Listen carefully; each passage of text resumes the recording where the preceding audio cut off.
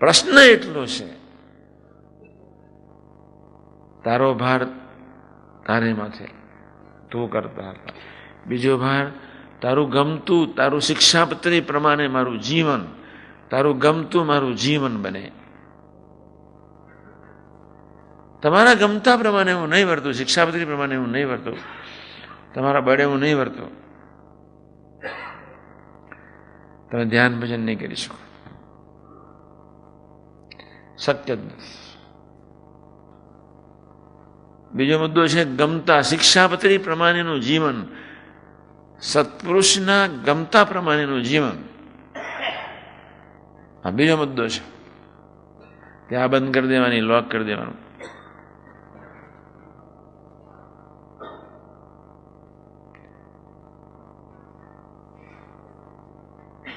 ચાવી પોતાની પાસે રાખવાની જ નહીં.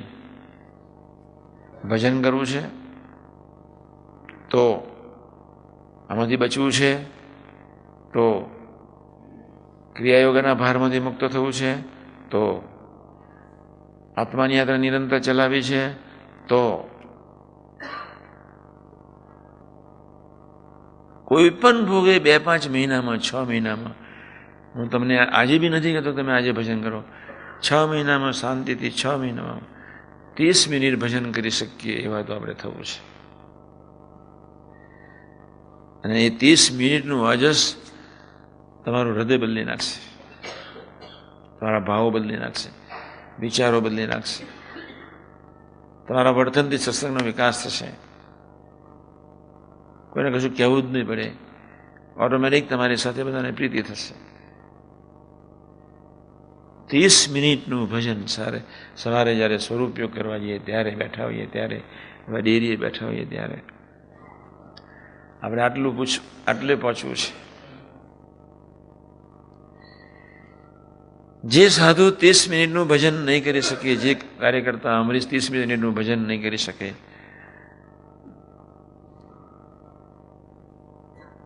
એનો પ્રસારો મોટો થતો જવાનો. અહંતા ને મમતાના ક્રિયાયોગોમાં એનો આત્મા, એના મન બુદ્ધિ ડૂબી જવાના.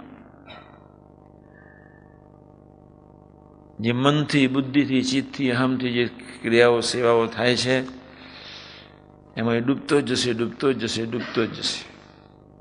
એ બહાર નહીં નીકળી શકે. પછી તો બધો ભાર કો બહુ પસારા મત કરો.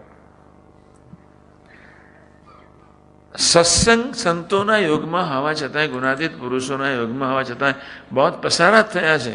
બીજો કોઈ ધંધો કોઈ કર્યો જ નથી, પસારા જ કર્યા. કોઈ સાત્વિક ભાવથી, કોઈ ઐશ્વર્યથી, કોઈ સિદ્ધિથી, કોઈ અંતર્યામી શક્તિથી, પણ એ પસારા જ કર્યા. બહુ પસારા મત કરો. સંપ્રદાયને મોટા કરવાની મેક ન હોવી જોઈએ, સંપ્રદાયને સમૃદ્ધ બનાવવાની મેક ન હોવી જોઈએ, સંસ્થાને તેજસ્વી બનાવવાની મેક ન હોવી જોઈએ, સંસ્થાને અબજોપતિ બનાવવાની મેક. એક જ મેક, તું રાજી થા, નિમિત્ત થઈને સેવા કરું, બસ. પણ તમારે આટલું બહુ પાકું રાખવું છે, રાખવાનું છે. ગમતામાં વર્તવું છે, ભજનીક થવું છે, ગમતામાં વર્તવું છે, ભજનીક થવું છે, બસ. એક જ ભજન source. He is the only source, he is the only strength, he is almighty, he is omniscient, he is everything. એના સિવાય કોઈ છે જ નહીં. ધરતી પર નથી, અનંત બ્રહ્માંડમાં નથી, કોઈ નથી, કોઈ નથી. કોઈ આકાર નથી, કોઈ આધાર નથી, કોઈ બળ નથી, કોઈ અજસ નથી. બાકીના બધા જ બળ બધા ક્ષુદ્ર છે, ક્ષુદ્ર છે, ક્ષુદ્ર છે. આપણે એની વિરાટ શક્તિમાં નાહવું છે, એના અનંતતામાં નાહવું છે, એના અનંત ઐશ્વર્યમાં નાહવું છે, એના અનંત સુખમાં નાહવું છે, એના અનંત આનંદમાં પ્રવેશવું છે, એના અનંતતામાં પ્રવેશવું છે. નેચરલ જીવન જીવવું છે, natural. Where there is a naturality, જ્યાં તમારું નેચરલ જીવન થશે ત્યાં બીજાને, તમે બેસી રહેશો તો તમારી પાસે લોકો બેસવા આવશે. અને તમે લાખો ટન કથા કરશો અને તમારો નેચરાલિટી નહીં હોય તો 2-5 વર્ષ તમારી પાસે રહેશે ને પછી બધા જતા રહેશે. એના કરતાં બી નેચરલ, બી સરળ. એટલા બધા સરળ થવાનું છે આપણે. કલ્પનાતીત છે સાકાર બ્રહ્મ. એક દિવસ વર્ણન કરીશ ને તમે બધા સાંભળજો. અક્ષર બ્રહ્મનું જ ખાલી વર્ણન કરીશ. એક દિવસ યોગી મહારાજનું વર્ણન કરીશ. પછી છેલ્લા અક્ષરાધિપતિ પૂર્ણ પુરુષ સ્થિર થઈ જવાય. વાચા જ બંધ થઈ જાય. વર્ણન શું થાય? આજના શુભ મંગળકારી દિવસે ભગવાન કેશન ભગવાન, શિવ શક્તિ ભગવાન, રામ ભગવાન, સ્વામિનારાયણ અને એવા ગુણાતીત પુરુષો શાસ્ત્રીમાં યોગી મહારાજ, કાકાજી, પપ્પાજી, સાહેબ, સ્વામી સૌના ચરણાવિંદમાં એક જ પ્રાર્થના. છેલ્લો મોસ્ટ ઇમ્પોર્ટન્ટ શબ્દ તમે ભૂલી, મારો એક શબ્દ યાદ રાખો.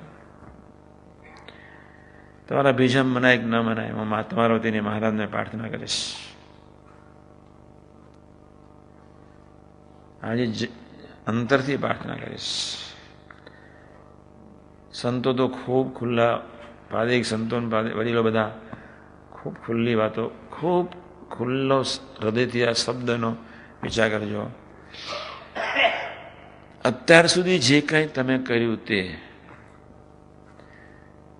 અને જે રીતે જીવ્યા તે, ડાપણથી કે ભોળપણથી, મનમુખી કે બુદ્ધિમુખી, તે માટે મહારાજને પ્રાર્થના કરીશ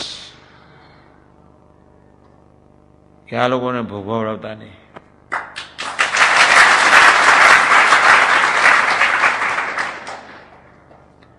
પણ હવે એવો બુદ્ધિયોગ આપજો, અને નપાસ થતા હોય તો કોકના મારફત ગોદો મરાવડાવજો